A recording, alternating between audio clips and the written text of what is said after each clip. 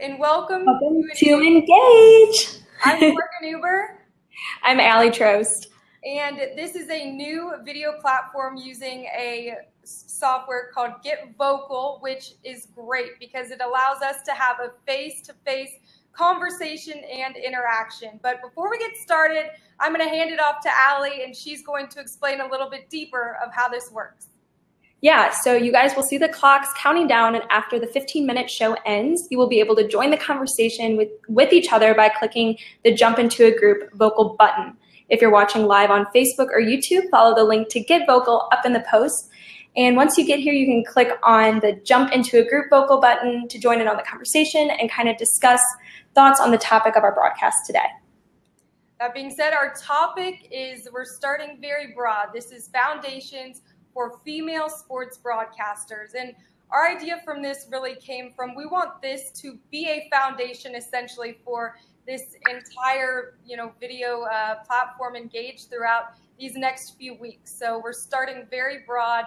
All these women that are coming on here and will be hosting, they are self-starters. So with that said, that is our topic for today. And I asked Allie to be my co-host because I think we both have very similar foundations. We both attended the University of Missouri for Journalism School, but very, very different career paths and even different, majors within our specific of journalism. Yeah, so like Morgan said, we both kind of took the J School route a little differently. She was sports broadcast, I was more strategic communications. So from there, we kind of learned different things in those respective kind of paths through the journalism school, but we feel like we both learned a lot and kind of gained different perspectives and different skill sets because of our paths. So kind of getting into that starting out, a lot of times you're going to start as a one-woman band. That's just how it works. So kind of my take and how I've seen myself kind of progress through this is not being shy to go out and get a story on your own, not being afraid to kind of start out as a one-woman show.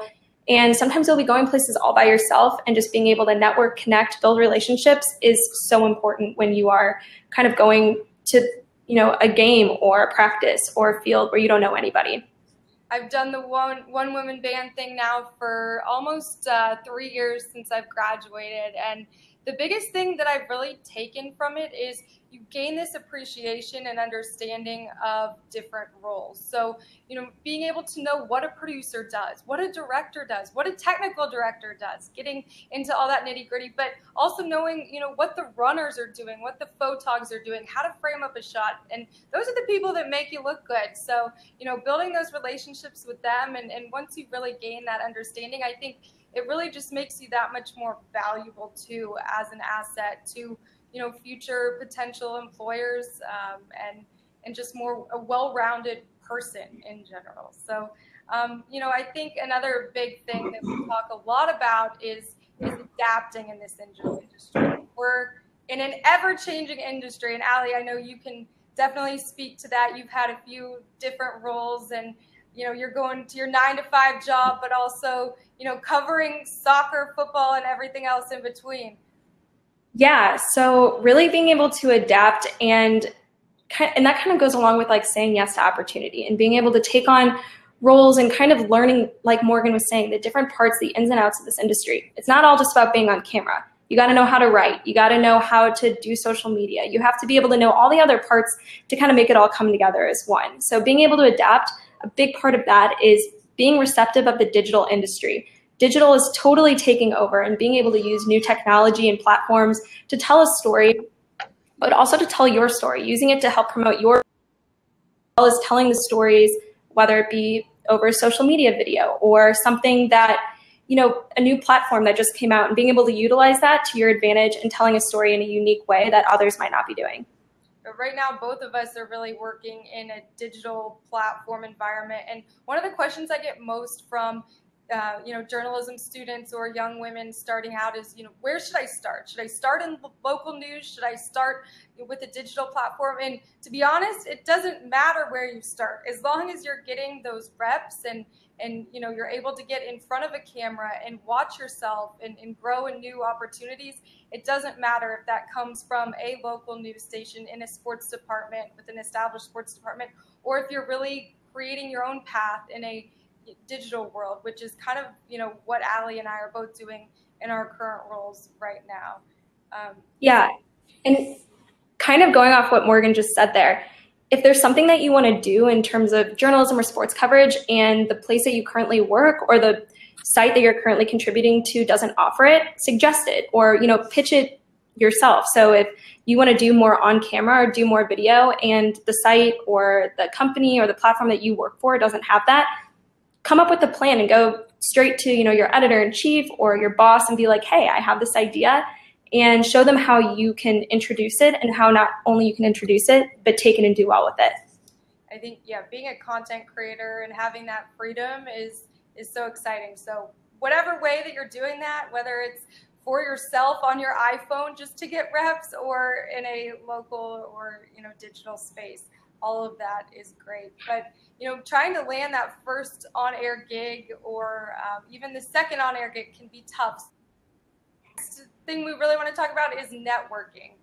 My biggest piece of advice with that is be kind to everyone you meet, whether it's the subjects that you're talking to, the coaches, the student athletes, the athletic directors, or the guys sitting next to you on an airplane. You never know who that can be. This industry is so small, and every day I feel like I'm talking to someone. The 6 degrees of separation, I will tell you, it's so much smaller when it comes to the world of sports. Yeah, and kind of going off what Morgan said and being kind to everyone, one of both of Morgan and I's favorite pieces of advice from Laura Oakman from our Galvanize experience was, don't treat sources just like a source. If you're reaching out to someone 10 times, only ask for something 1 time. And that just goes back to building that relationship. It's not a source, it's a relationship. And a relationship will take you a lot farther than just treating every single person that you meet just as a source. Relationships, that trickles down into pretty much everything. I think kind of the next topic we're talking about here is devising your own story ideas. And as a self-starter, as a journalist, that is so important. And one of my other favorite things from Galvanize, an experience that I had, one of the things that Laura talked to us a lot about was finding the gold, right? You want to tell this story that hasn't been told before, but how do you do that? And it's taking those 5 to 10 extra minutes before you sit down to interview that person and finding more out about them, or just creating some connection that you wouldn't have had otherwise. And I remember after I interviewed my rookie at my Galvanize boot camp, which Allie and I were both at, which is where we met, I looked over at Laura and I think I mouthed to her, like, found the gold after that interview, because I had found something through that conversation with my rookie that wasn't out there on the internet, but that was extremely important about his past. Yeah, and sometimes the gold isn't just on the field. It's not just in the locker rooms, and it's not just with these players or the teams. Sometimes the gold is out in the community. It's with the fans. It's with the organizations that they're a part of. What kind of charity are they doing? What kind of things are going on outside of the arena, outside of the stadium, off the field, that you can tell to kind of shed light on a different side of the game, out in the community, with the fans, with the training staff. There's so many stories that run so much deeper than just the athletes and just the coaches themselves. So trying to kind of find ways to tell those stories too is so important, and will help make your content stand out, amongst the rest. I think, the number one thing that I always go back to is, as journalists, as sports broadcast journalists, we're storytellers, and we want to find, the best stories, and the best way to do that is by building those relationships, but also being your own unique self and not trying to emulate anyone else. I think, one of the other major things that Allie and I talked about as we were preparing for this was, being different. Like, don't be afraid to be different. Yes, I watch Laura and other great veterans out there to see their body language, how they ask intelligent questions, during a halftime of a game, but also, be yourself. And that just comes with the repetition and practice of getting in front of the camera. Yeah. One of my favorite pieces of advice came from my dad, actually. He said, Allie, as you refine your skills, as you refine your practice, stay true to yourself, be you, and just have fun with it. So no matter who you watch, who you try to emulate, the questions that you read or, listen to in an on-air broadcast, always stay true to your craft, the way that you do things. Because if you're trying to be someone else, it's gonna show.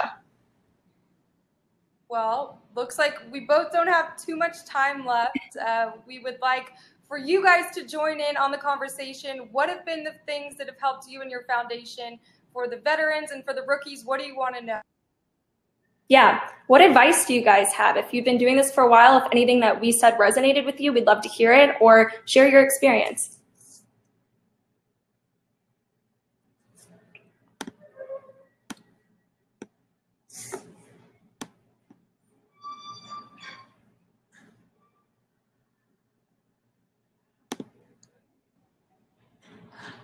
Okay, thank you, Allie, for donating time. So we're coming to a close at the end of the show. We want you guys to jump. It's the jump into a group vocal button. So if you click on that, you can jump in to the conversation with us.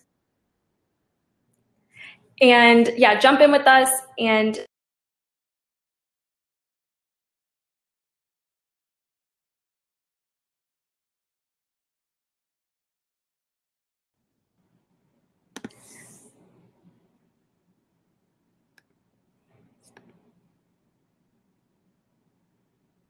oh, okay. So guys, be sure to follow, engage in WISP Sports and Galvanize on Facebook and Twitter. For more conversations on women's sport, visit WISPsports.com and subscribe to WISP Sports Radio whenever you can listen to podcasts. And we will be switching to 9 p.m. Eastern time from here on out. So the next week's show will be at 9 p.m. Eastern time. Make sure to change that on all of y'all's calendars. And thank you so much for joining us today. Thank you to Chris, and thank you so much to Laura for letting us kick this off. We're looking forward to hearing from all the women over the next few weeks of all the exciting different topics. So make sure to continue tuning in, continue to support both WISP Sports and Galvanize. So thanks. Yeah, and sorry for the lag there. We kind of ran out of time. We didn't plan that very well, but we just want you guys to know that we appreciate everyone who tuned in. And again, reach out to us on Twitter, reach out on social media. We'd love to hear feedback from you guys, and keep watching. There's going to be a lot of great shows coming up in the coming weeks, so stay tuned. All right, thanks. We're going to jump in with the conversation with you guys.